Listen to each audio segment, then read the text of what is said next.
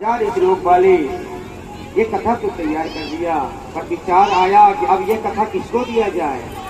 भाई परमहंसों की कथा है तो कोई परमहंस को ही देना चाहिए। तब अपना बेटा सुखदेव याद आ गया। बोलो सुखदेव भगवान की।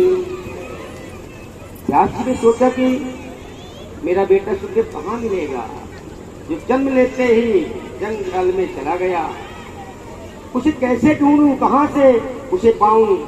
तब अपने दो चार शिष्यों को भागवत के दो चार श्लोक रटा करके उनको जंगल में भेज दिया। और वह शिष्य उन भागवत के श्लोकों को गुनगुनाते हुए जंगल में घूम रहे थे कि बड़हा पीड़म नटवर बपो कर्णयो कर्णिकारम विप्रदिवासः कनककपिशं वैजयन्तीं च मालां रन्ध्राणवेणुरधसुधया पूरयन् गोपीवृन्दे चण्डारेणं स्वपदरमणं प्राविसर्गीति। तो स्वभाव से भी सुंदर हो। सुखदेव जी ने सोचा अरे सुंदर तो है, पर हमें अपनाएंगे नहीं अपनाएंगे। ये मन में विचार आया, दोबारा बैठ गए अपने ध्यान में। तब स्वभाव के प्रति मन में विचार आया तो उस चेला ने दूसरा श्लोक सुना दिया। अहो बकीयम स्तनकालकूटम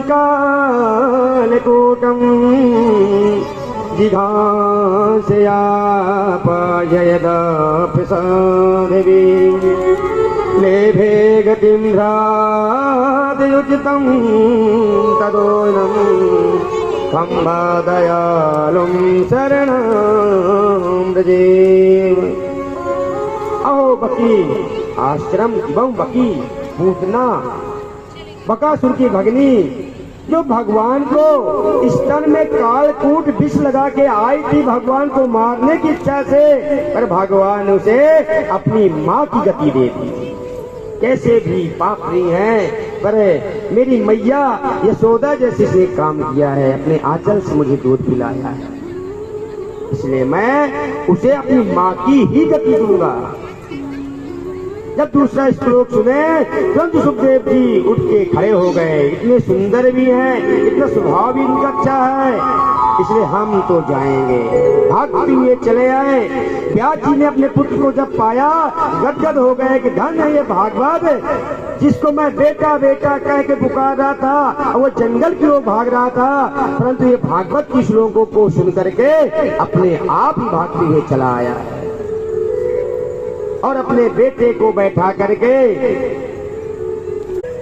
और समय आने पर सुखदेव जी ने ही परीक्षित को यह भागवत सुनाई।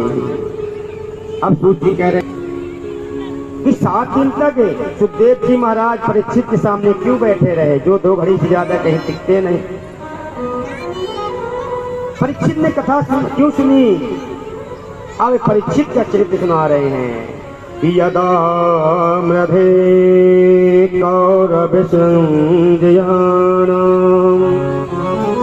वीरे शिवथो वीरगतिं गतेषु मृगोदराविद गदाभिवर्षन् भगनोरुदण्डे धृतराष्ट्रपुत्रे भगनोरुदण्डे धृतराष्ट्रपुत्रे। सूची कहते ऋषियों, उस समय की बात है जब महाभारत के युद्ध में सारे कौरव मारे गए थे और पांडवों को विजय श्री की प्राप्ति हुई और दुर्योधन की जंघा को भीमसेन ने गदा से तोड़ दिया और दुर्योधन घायल अवस्था में रणभूमि में पड़ा हुआ है। गिद्ध आदि लोग उसे नोच रहे हैं। दुर्योधन को भगाते भगाते संतप्त हो रहा है। विकल हो रहा है, उसी समय अश्वत्थामा आया। दुर्योधन, मैंने तुम्हारे उस वैभव को देखा है, पर आज ये दशा देखकर मुझे देखा नहीं जा रहा। मित्र, मैंने तुम्हारा नमक खाया है, बताओ मैं तुम्हारे लिए क्या कर सकता हूँ। दुर्योधन ने कहा, मित्र, हम 100 भाई थे पर एक भी नहीं बचा। पांडव लोग 5 भाई थे, उनमें से एक की भी जनसंख्या कम नहीं हुई। कम से कम एक की जनसंख्या कम हो जाती तो मन को शांति मिलती। अश्वत्थामा ने कहा, अच्छा तुम क्या यही चाहते हो, तो तुम एक ही बात करते हो, मैं प्रतिज्ञा लेता हूँ कि 5 के सिर काट के तुम्हारे चरणों में समर्पित कर दूंगा। अब अश्वत्थामा चल पड़ा, क्या करूं। तो काक उल्लू के न्याय से रात्रि के समय कौवे बैठे, उल्लू आके सबको मार के भगा दिया। सोचा कि अभी सभी पांडव जागृत हैं, तो आज रात्रि में जाऊंगा। आज अश्वत्थामा अर्धरात्रि में चला। भगवान तो सब कुछ जानते हैं, पांडवों को ही शिविर से आज बाहर लेके चले गए भगवान कि आज हमारी विजय श्री की रात्रि है, चलो धूमधाम से बाहर उत्सव मनाएंगे। और पांडवों की सूनी सैया में पांडव के 5 पुत्र जो पांडवों के जैसे थे, अपने अपने पिता की सूनी सैया में आकर के सो गए। अश्वत्थामा आज रात्रि में आया और 5 की सिर काट के ले गया और दुर्योधन के पास लेके दिखा दिया। मित्र, लो 5 पांडवों को लेके आया हूं। दुर्योधन भी प्रसन्न हो गया, परंतु जब ध्यान से देखा जान गया कि पांडव नहीं है, ये पांडव पुत्र हैं। और दुर्योधन का प्रारंभ हो गया। दुर्योधन को श्राप था, जब प्रसन्नता होगी और तुरंत दुख आएगा तब तुम्हारा प्रारंभ होगा। प्रसन्नता हुई कि पांडवों को मार के ले आया, और दुख यह हुआ कि तुमने पांडव पुत्रों को मार के लाया। अरे हमारे वंश में पानी देने वाला भी नहीं छोड़ा। दुर्योधन का प्रारंभ हो गया। अब अश्वत्थामा घबराया, क्या पांडव जीवित है तो मुझे छोड़ने वाले नहीं, तो क्या करें। भागा और यहां जब द्रौपदी जी को पता चला, सुबह अपने बालकों को उठाने गई तो सिर गायब था, धड़ पड़ा हुआ था, तो चित्कार कर उठी, माता शिशूनां निधनम सुतानां निशम्य घोरं परितापमाना तदा रुदध्वस्कला कुलाक्षी तां सान्त्वना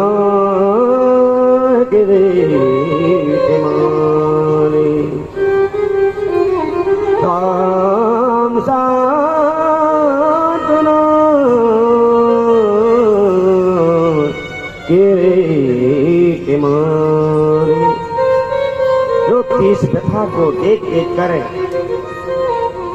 अर्जुन ने गांडी उठा ली। द्रौपदी, जिस दुष्ट ने हमारे बालकों को मारा है मुझे जीवित नहीं छोड़ेगा।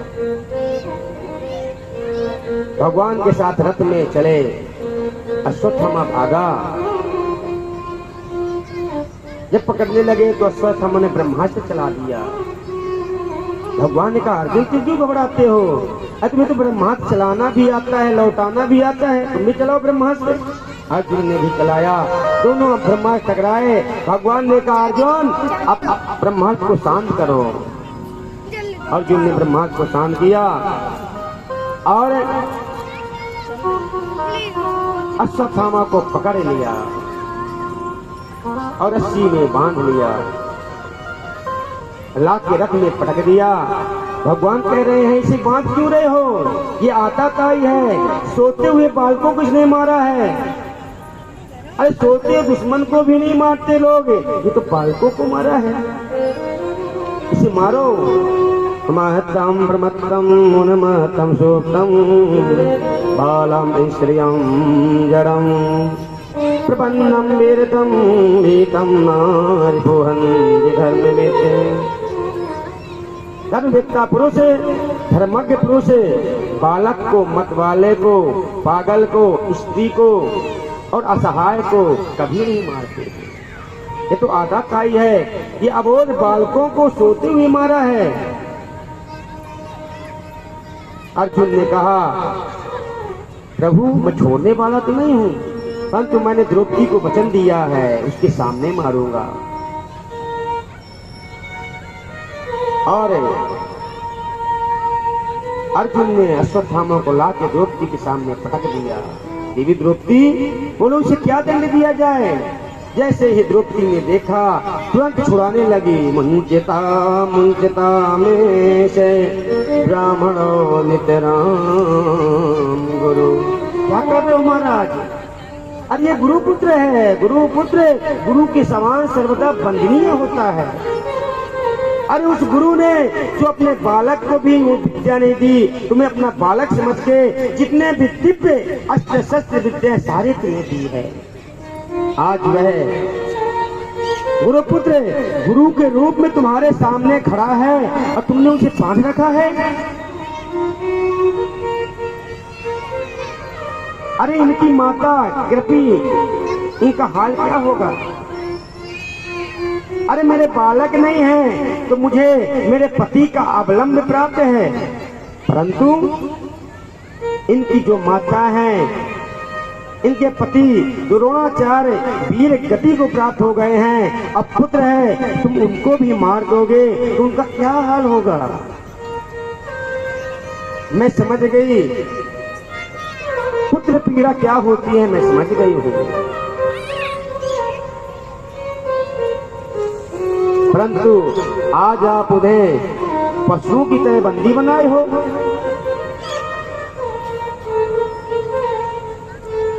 आज अश्वत्थामा लज्जित पड़ा हुआ है। क्यों? क्योंकि ऐसा काम किया है।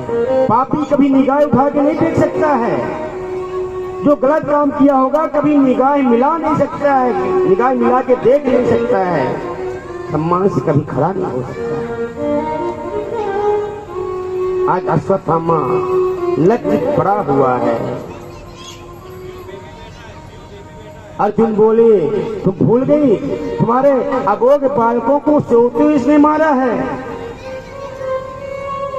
द्रौपदी कहती है, मैं नहीं भूली हूं, परंतु जो पुत्र की पीड़ा है मैं समझ रही हूं, मैं दूसरी मां को कष्ट नहीं देना चाहती। परंतु आज की माता होती, अगर उसके बेटे को एक चपत भी कोई मार दे